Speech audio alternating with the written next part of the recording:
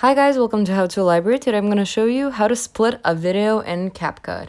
So first things first, you're going to look at the top of my screen and on the huge blue bubble, you're going to click on that and import a video from your camera roll that you want to edit. I don't need to do that right now because I already have a video I would like to edit. So I'm just going to click on it and that will bring us to our video. And once you get here, let's just say you just want to split up a part of the video.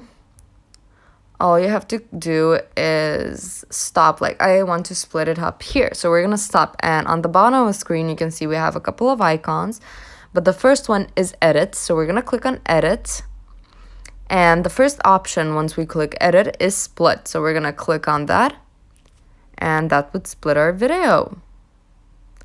And that's about it. Thank you for watching. Do click the like button if this video helped you and subscribe to our channel for more helpful videos. Bye guys!